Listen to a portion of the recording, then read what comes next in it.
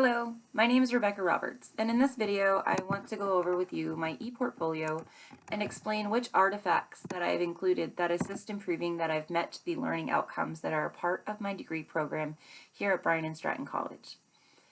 My acquired knowledge, skills, and behaviors were put to the test with an array of challenging projects which broaden my knowledge and insight and I think will greatly assist me in my future career in social work. The first learning outcome of demonstrating an understanding of patient-client customer service needs within the continuum of human and social service environments, I think was met through the completion of my case study. So basically this project, through my intervention and assessment course, went over my recommendations for my case study, and I was able to follow the intake process of a new client through initial interviews and assessments and prioritize their needs based off of my findings and using my local community resources to come up with an action plan that would assist them in getting out of their state of crisis and become more stable in their life. This project allowed me to learn the social work processes that occur when initiating contact with a new client and taught me how the assessment process works in the human and social service environments.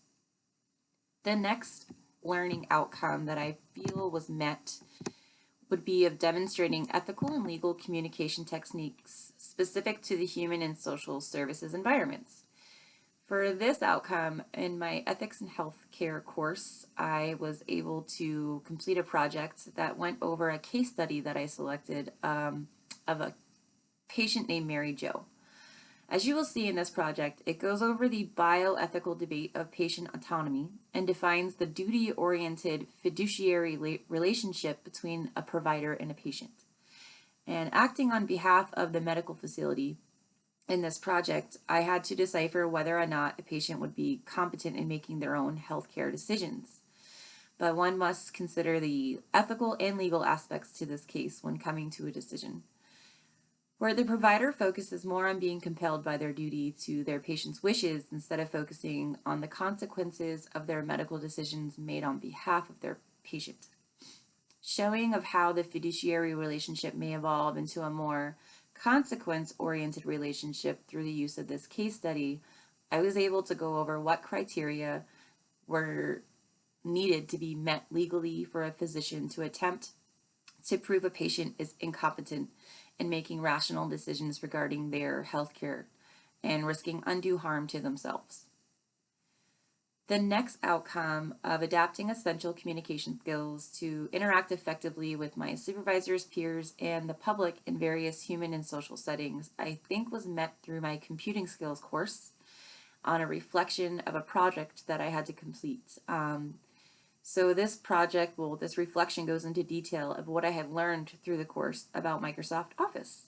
And through my reflection on this course, I was able to put together the reasons why I felt that these tools learned on these computer programs through this course would assist me greatly in my future career in social work. Knowledge of these computer programs will be vital when entering my career, and this artifact shows what I have learned and how I plan to use my skills professionally.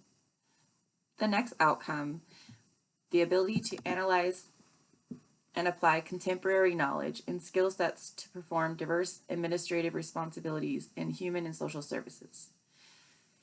In the course of my introduction to healthcare, I had to complete a patient safety action plan, and I feel that this outcome was met and that this project really shows how I was able to grasp this outcome.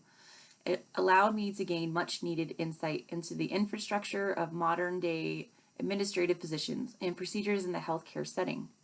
Evaluating, assessing, and troubleshooting a specific problem in a healthcare facility would take a lot of organizational and planning skills. Taking into consideration the legal aspects, business policies, budgets, and logistics of a project like the Patient Safety Action Plan gave me a great ability to perform diverse administrative responsibilities in the human and social service career fields. The next outcome would be the supporting the assessment of a client's concerns and available resources to match support services to improve the quality of life of the client.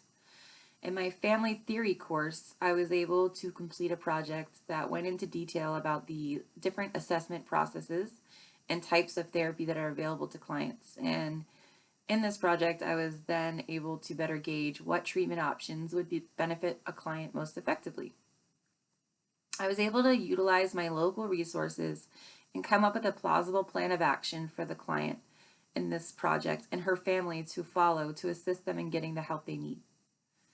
The next learning outcome was of utilizing appropriate current technology and resources to locate and evaluate information needed to accomplish a goal, and then communicate my findings in visual, written, or oral format. For the meeting of this outcome, I felt that my cultural competence course, a project that I had to do of an evaluation report, was of great assistance in meeting this outcome. I was able to conduct research on specific topics, and using information literacy skills was able to sift through all of the information gained and evaluate pertinent details to include in my findings in my report. The next learning outcome is of transferring knowledge, skills, and behaviors acquired through formal and informal learning and life experiences to new situations. In my career development course, I had to do a career development narrative, which is what I'm using to prove that I was able to meet this outcome. I was able to convey my own personal knowledge, skills, and behaviors that I've acquired formally and informally through this artifact by going over what tools and my mindset would make for a successful career in public health. The next learning outcome is to employ strategies for reflection on learning and practice in order to adjust learning processes for continual improvement. For this outcome, I feel that another career development project, this was actually a theorist reflection. I was able through this reflection to articulate how in professions worldwide there are always developments and practices evolving over time, and the importance of understanding this concept as I head into the professional workforce. Going over specific skills I have to aid in my strategies of continuing to learn and improve in my professional capacity, I felt was a great way to show that this outcome had been met.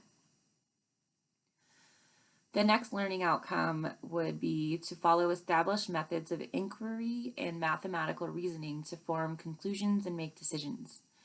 My presentation from my quantitative reasoning course, I feel is a great example to show I've met this outcome because it showed my success of being able to project a budget and estimate salaries from future jobs and able to grasp and make informed decisions on my future finances to be able to pay off my loans responsibly and to become more successful in becoming debt-free. The last learning outcome is to participate in social, academic, and professional communities for individual growth and to function as a citizen of a multicultural world.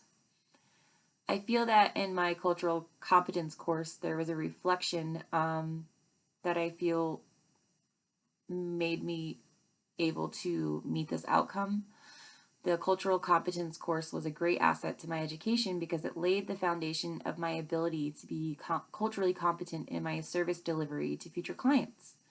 Working with my instructor and my classmates through this course enhanced my knowledge on cultural competency and healthcare. Those are all the outcomes that I feel I've met and the different artifacts of my ePortfolio that help to support this. I thank you for taking the time to listen to my theories. Thank you.